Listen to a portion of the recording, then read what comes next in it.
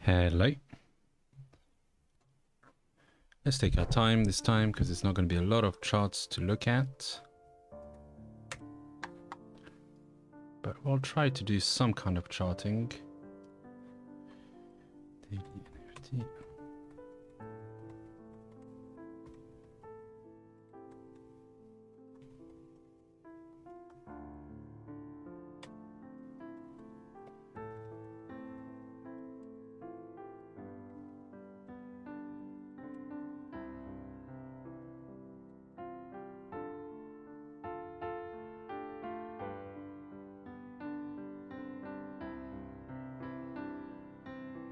Okay. And let's also send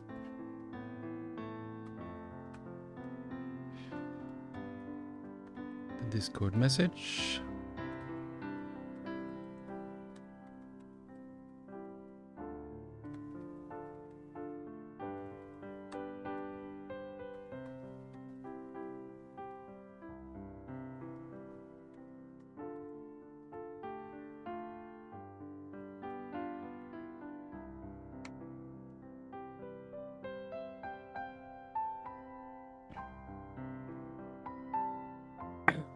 Right. Okay. So. Right. So I've said there's not a lot of charts to review, and right now that is the case.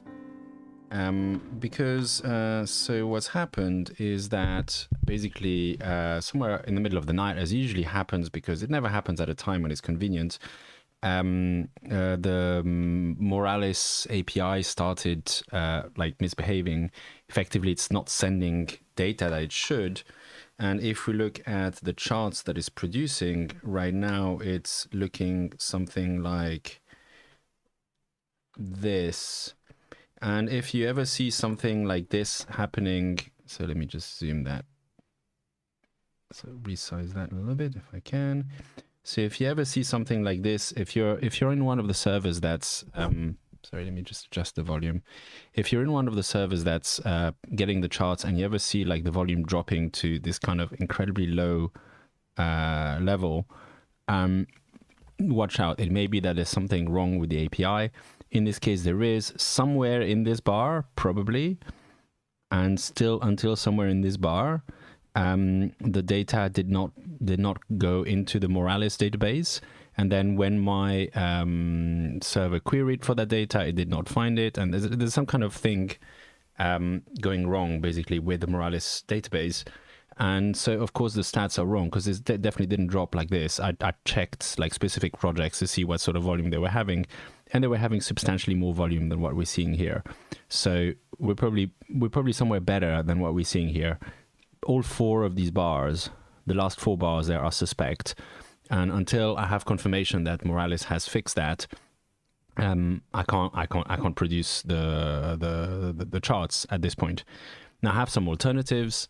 I can switch back to the OpenSea API. I've gone to the LooksRare Discord as well to ask, like, maybe their API actually gives transactions across the blockchain, not just the LooksRare transactions. Maybe I can have both the LooksRare transactions and the OpenSea transactions. Or I can, I mean, I've looked at other API providers, and most of them don't actually have the useful functions that Moralis has. So probably the others are not going to be so useful. So, I mean, I'll give them, you know, shit happens in programming. Sometimes you get bugs and so on. They're on the board. They said that they're fixing it. They said the database is backfilling right now. I've asked them for an ETA of when it might be backfilled. I don't know exactly when that's going to be, but hopefully it's today. If it doesn't look like it, like if by tonight I don't feel like it's going to be done, I'm going to start, I might just switch back to the OpenSea API temporarily and use that. That might take a while. It might make it difficult to produce the full set of stats for tomorrow, but I should be able to produce it for the top 10 projects at least. So we'll get at least that index going by tomorrow, and then we'll see what we can do with the other indices. In the meantime, we do have some data that we can look at, and unfortunately it's going to be a lot less fun and interesting than the data that we normally look at. But you know, that's the Archen 8 reports on Dune, which if we want to get a better view, we click on this one to sort of like see this, and we can sort of expand this a little bit. And it's not, sorry for the sort of clunkiness of all this today, but it is what it is. And here we can see why I went and started building my own reports, because, like, you know, first of all, we're only getting the data, the complete data from yesterday. This is a partial day of today. I imagine it starts at UTC. So that means we're about halfway through, which would actually make this a relatively low volume day. So, like, it's still not as low as what is showing up on those likely broken stats. But it is a lower volume day. And is that a lower volume day in the top 10? Is it a lower volume day just because Moonbirds is not having as much volume? Is it a lower volume day for some other reasons? We don't know, because we don't know. And we don't even know if it is going to be a low volume day, because we're still, like, the US is still waking up, and it could be that this backfills, like this fills up over the course of the day before, like, over the next 12 hours. So I find it really hard to use these charts to get a kind of accurate view of what's going on. Obviously, we get a rough sense that we've seen in our charts as well, that, you know, there's a kind of increase in activity recently. This was the Moonbirds, and it's kind of been slowly trending down since after Moonbirds. But we know that things are a bit more, like in our stats, we know that the Moonbirds was then followed by an increase in other projects. Whilst here it looks like a decrease overall from the Moonbirds, which is largely probably driven by the Moonbirds volume itself decreasing, since they had absolutely incredible volume on the first day, and then their volume sort of went down over time. And maybe the rest of the NFT volume has stayed completely flat, and this is entirely Moonbirds. We don't know, because this is all lumped together. And that's why I don't like these charts so much, like why I feel like they don't really give the full picture of what's actually happening. And of course, it's last run 3 hours ago. Now mine run every 4 hours, so maybe it's not it's not really a fair criticism, but I can control how, like, when they've run and so on. It's a bit more under my control, let's say. And, you know, that's basically it. I mean, if we look at the other charts that Archen 8 has, obviously you could try and build our index with, because you could try and build a kind of hourly or even maybe a 4 hourly volume chart with Dune. But yeah, I mean, I've actually played around with their programming language, which you can see that the queries that are required to go and call, like, all this. And this is actually, yeah, this is just OpenSea daily volume. So, like, the queries can be quite complicated. And I just found it easier to code my own stuff and have, like, the precise control and, like, be able to do all sorts of programmatic stuff in Ruby, which is a lot easier to use than whatever this bastardization of SQL is that's going on here. So, unfortunately, that's basically it for charts today. Hopefully by tomorrow we'll have at the very least, well, definitely by tomorrow we'll have at the very least the top 10 chart back, because if Moralis is not back with their API by tonight, basically I'm switching over to OpenSea or LooksRare, depending on which one, depending on whether LooksRare is actually cross chain or cross marketplace, and hopefully Moralis comes back online properly by tonight, and then I can just refresh the data and make sure that's all good by tomorrow. I know it's what happens sometimes in software. Sometimes things break, and I'm not, like, so long as they fix it, I don't blame Moralis for having an issue, because that happens. And I just hope they fix it promptly, because it is important to me, and I'm paying for the Moralis API as well. So I hope it does get fixed. So let's talk about rare breeds. Let me pull this in another window. Oops. Let me try and size this properly. So first of all, I feel like I was entrapped with this rare breed thing, because it's not well, I mean, it says on ETH, but it's on Tezos. Like, it seems to be all over the place. So I'm not sure exactly what it is. I'm really approaching it completely cold. Like, some people seem excited about rare breeds. It seems to be on Tezos and on it. I don't know what exactly it is. I assume this is the project. If anybody in the comments feels like this is not the project I'm supposed to be reviewing, please let me know. But as far as I know, this is the project. So I'm trying to figure out, is there a website for this thing? And I'm not entirely clear. So there's a Twitter, there's an object.com, that's a Tezos marketplace, I think. Although it seems like that's a user rather than a project. Or maybe it is a project because these all have a kind of similar look to them. But no, these are Strikeforce. This is a different. Okay, it's rare breeds. That's where I'm at. Rare breed NFT. Okay, rare breed rather than red breeds. Okay, well, that's a good start. Let's get the right Twitter account. Brilliant. Okay, so I have the wrong screenshot on the wrong thumbnail on the video. I'll see if I can update it later. But okay, so this is better. Website. Let's start with the website as we usually do. And usual disclaimer, this is a cold review. I don't know anything about this project. I literally, I got the wrong Twitter account to begin with. So you can definitely know that I don't know anything about this project. And this is not a fair review. I'm not going in depth. I'm not talking to the founders. There's no chance for the founders to respond to my review either, which makes it extra unfair. But it gives you an insight on how I'm approaching this project when I see it for the first time, which it definitely is for the first time. So I didn't even find the right account. So Rare Breed's a collection of 8. Blah, blah, blah. The first sentence is a bit of a waste of space. But the second line, so it's a company that invests in industries such as logistics, gaming, farming, etc. That's interesting. That's very unusual. That's not what I expect from typical NFT projects, and I like this. I mean, it goes very much in line of my thread from last week. Smash, you say, so you do NFT project reviews. I do that as well. Normally, it's a recent thing, but I've found that people like me to review projects that they nominate on my Discord, which you can find the link for in the description. And I'll go and do cold reviews of projects as an investor based on what I see on the website and what information I can gather in 20 minutes or something.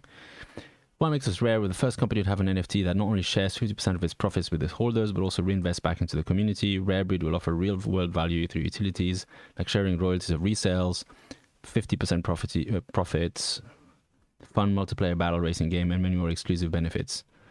And the original minter will get lifetime royalties. Okay, so that's pretty cool.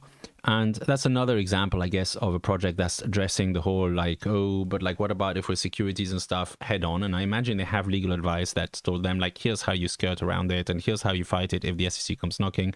And that's also what I got from talking to a founder of another project, Enigma it was, who also has got their ducks lined up in a row to go and deal with the conversation with the SEC and make sure that their goal for Enigma is to actually get properly registered and to get there at some point, not to try and avoid that conversation, but to get into that conversation when it needs to happen and aim towards being as compliant as possible in the meantime.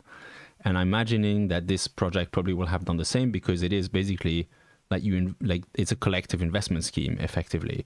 So it's a company that invests in various other projects and shares its profits with its holders. It's like a VC. VCs are collective investment schemes. Angel groups are collective investment schemes. This is like a VC, but a kind of Web3 VC. So I like that. If only because I had an idea of starting something like this back before I really got properly into NFTs, or while I was getting into NFTs, and I actually explored starting something like this. I think it's a great idea, since it was my idea as well.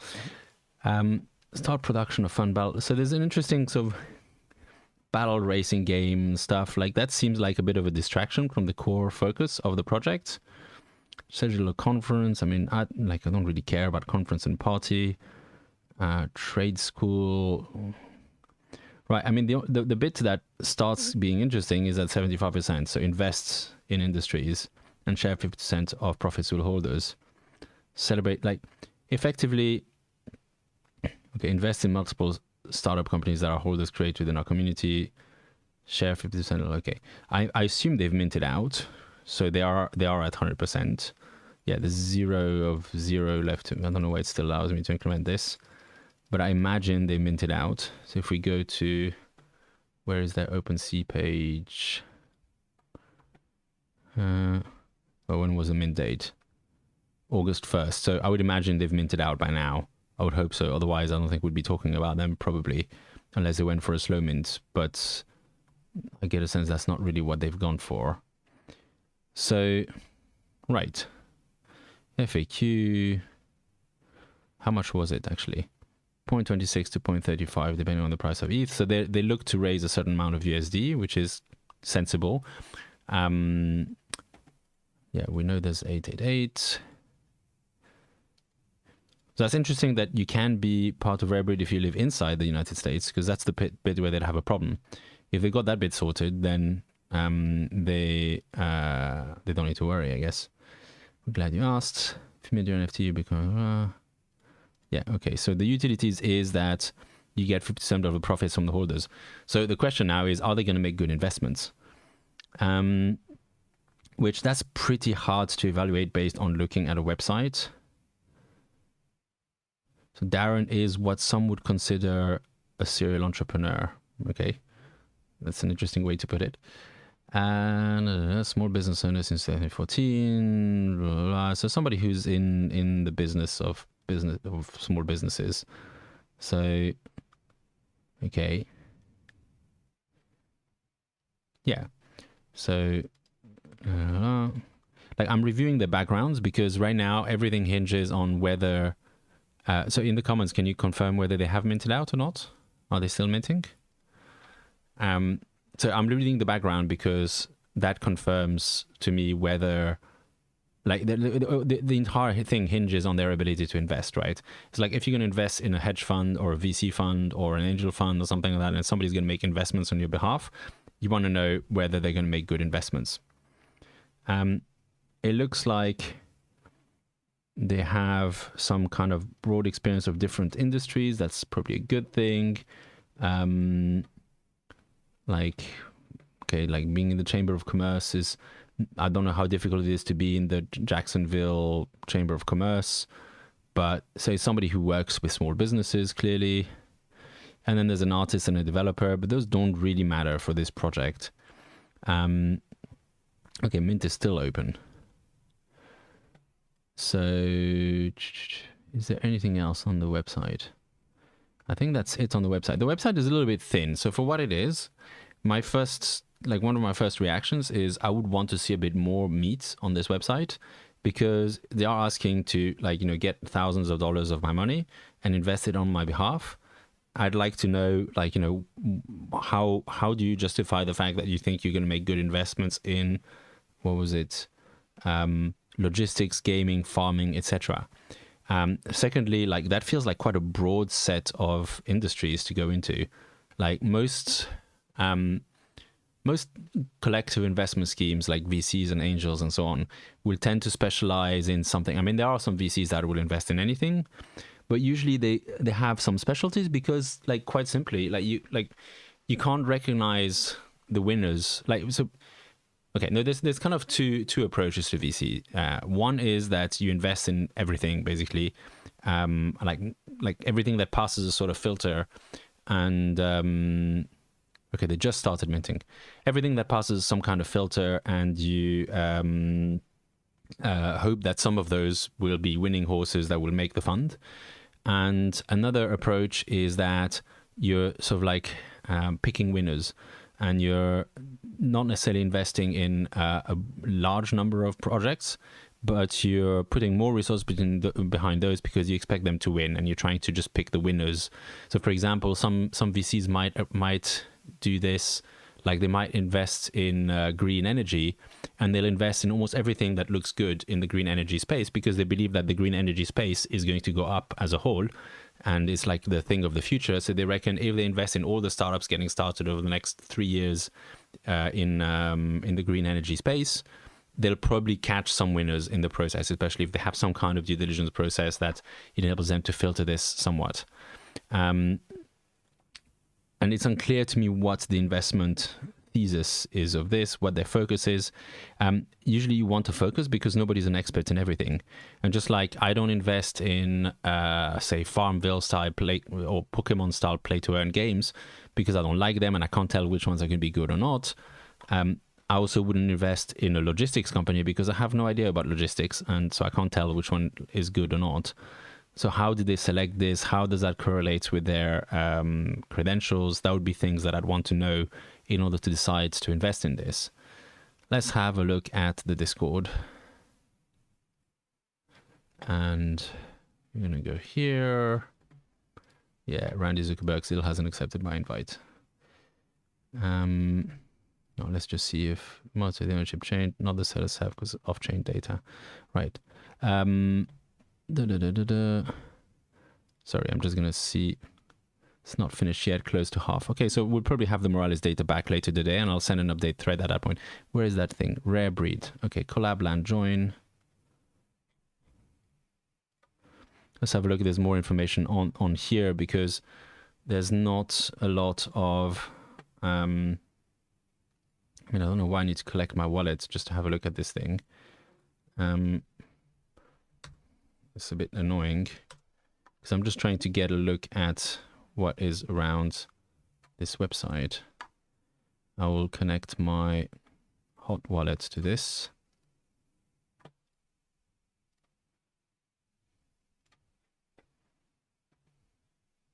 Okay, there's a wallet connected, but I've not been granted it. Okay, so I can't look at the Discord at all. I mean, okay, so if you're going to have so little information on the website, so this was garbage, sorry about this. If you're going to have so little information on the website, where is it? Here. I mean, give people access to the Discord so they can ask questions. I think not allowing people to get more information is not a great move there. Like, one of the things that stopped me from starting a VC, like a Web3 VC fund back in October or so, is that I was not at all confident in my own ability to make smart investments. So I felt like going and investing other people's money at that point was a little bit not a great idea. And I wanted to be able to justify that, yes, I'm probably going to make good stuff, like do good stuff with the money that you give me. It's not great that these two in particular who are making these investments are not really available for discussion before people can mint. Like, because it's impossible to join the Discord without having an NFT. So I'm kind of feeling stuck with the relatively... Let's look at the Twitter. Maybe there's something interesting on the Twitter.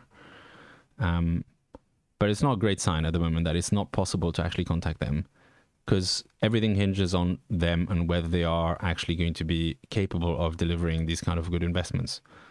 We're looking for other projects that have IRL utilities, blah, blah, blah. Promoted tweets. NBA playoffs. Okay, that's not really helpful. Weekend adventures. Check out, this is next NFT drop. Is there some more information here? Probably not, but let's have a look. Website, Discord.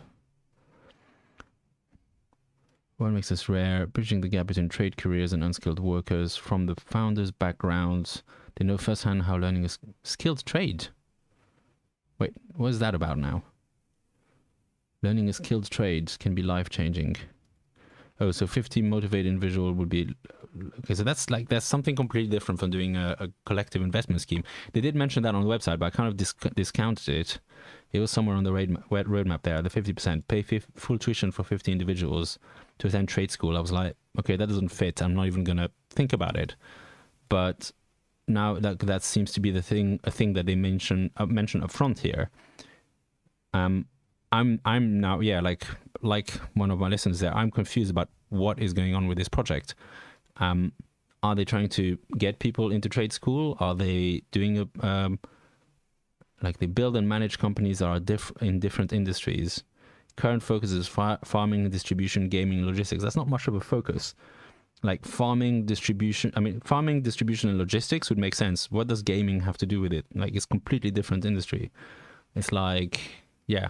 It's a completely different thing. Seeking out new and existing business owners to teach our business model, investing back into their companies to aid their success. Aid doesn't have an E in this case.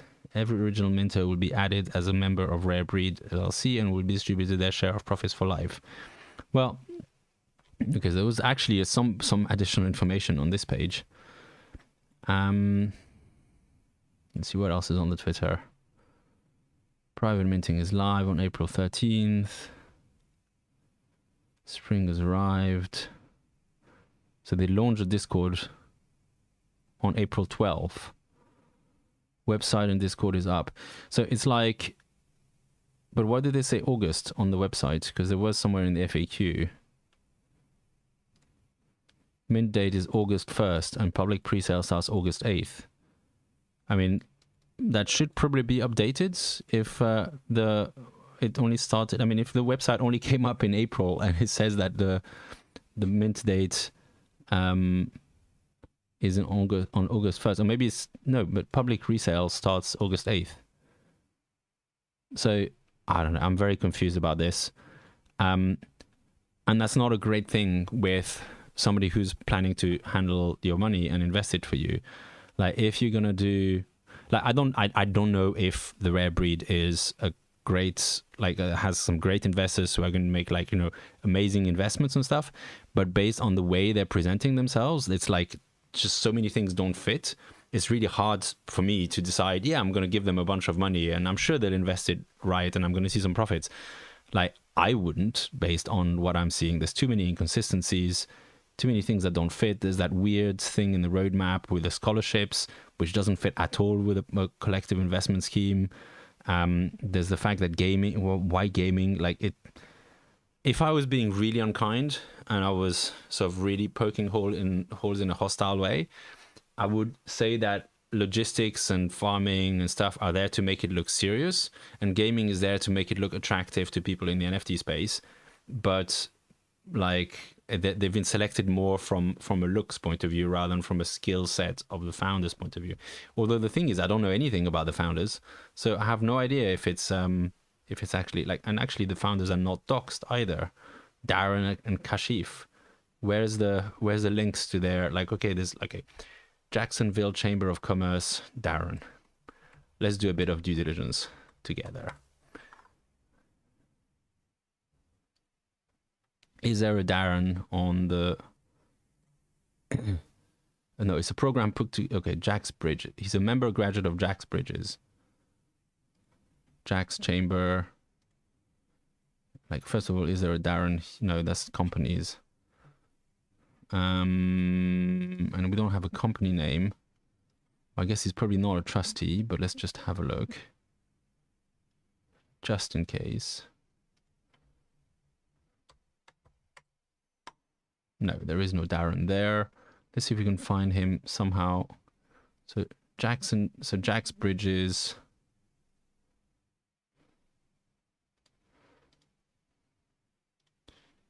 Yeah, Jax Bridges, Darren. There is no Darren. And okay, here's Jax Bridges, which he claims to be a part of. Carlton, Ivona. They don't list their alumni, unfortunately. And his name doesn't come up. And he's not put a CV up where that would come up. So, okay, at this point, like somebody in the commentary says it looks like a scam. I have no idea if it's a scam or not. I don't think we know. I don't think we can know. But I know that I would not invest in this because, like, the key value proposition is how good these two people are at picking investments. There is no information whatsoever on their credentials and their ability to pick investments. No information on, you know, have they picked investments successfully in the past? Like, I would want to see, like, you know, oh yeah, I invested in this and that. Like, you know, if they said like, yes, I was one of the first whale investors in Bored Apes and in whatever and so on, like, and I'd be like, yeah, okay, cool. So maybe this is somebody to trust, and maybe they got lucky, but maybe they can get lucky again on my behalf. But if there's no information whatsoever, it's very difficult to make any kind of judgment as to whether they're actually able to deliver what they claim to be able to deliver, which is to make returns after making investments in logistics, gaming, and farming, or more than that. I think it was no, it's just logistics, gaming, and farming, etc. So at this point, I'm actually not so sure they have crossed their T's and dotted their I's in terms of not ending up on the radar of the SEC. They've only just started, so who knows, they might end up again, the unkind perspective on this would be that they have not crossed their T's and dotted their I's because they don't actually intend to deliver this thing. Like, why is there a fun multiplayer battle racing game in the middle of a collective investment scheme? Again, that doesn't make sense. Okay, feels like I've beaten up on this particular project enough. I don't want to go too much further because I don't think I'll find anything good to say about it. And I mean, there is one person whose docs there, the poor artist, usually the person who gets the raw end of the deal. But they have no... Okay, there's the computer graphics. That's their Instagram. So this person exists and has a life and has a family and stuff. And I hope they're not getting screwed in this process if it is some kind of scam, which I don't know if it is. Go away. Oh, never mind. Anyway, we don't need to look at their pictures of their kids and stuff. So this person does exist.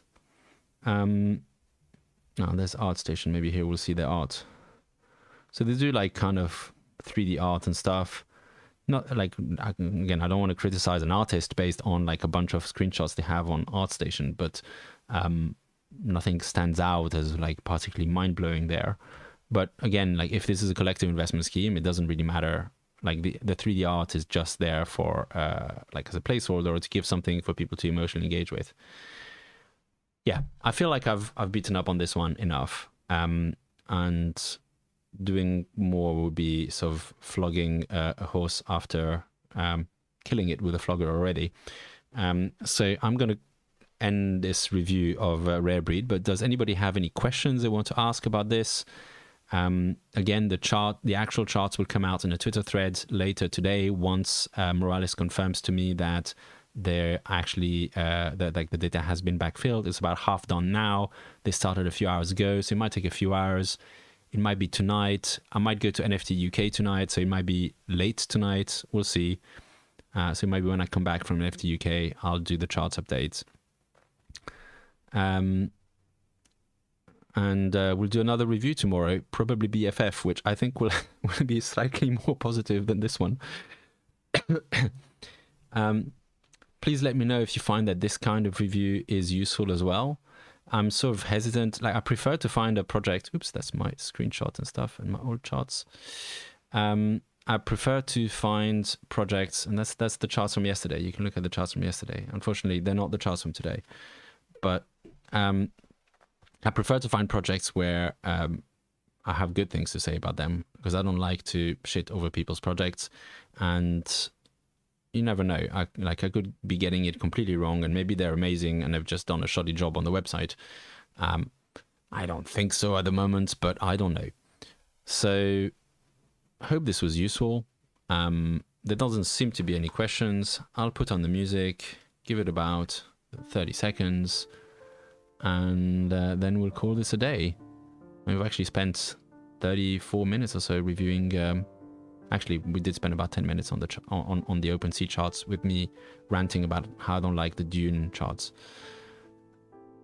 So thank you very much for listening. I hope this was useful. Please do let me know if it is useful to you when I review this kind of sites or projects. Good review, constructive, negative feedback is often more useful than glowing reviews.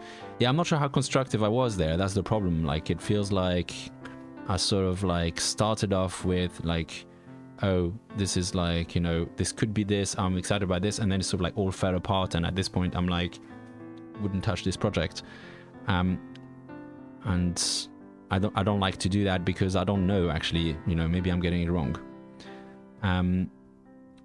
But yeah, thank you for dialing in. Thank you for watching this later. And I'll see you tomorrow again with some actual charts this time, some up-to-date ones, not the ones from yesterday. Although the ones from yesterday do look very good, you know, they still do have that lovely growth there. Somebody else or like says there is a best practices checklist that you're going through. I mean, there isn't a best practice. Like, I don't have a mental best practices checklist, but like, I guess I notice stuff that bothers me, and then I sort of see how much stuff I notice that bothers me and how much stuff I notice that is like, oh yeah, this is really good. So yeah. Okay. Well, thank you very much. Have a lovely day, and I'll see you tomorrow, hopefully with some updated charts. Take the time to enjoy your day today if you want. Bye.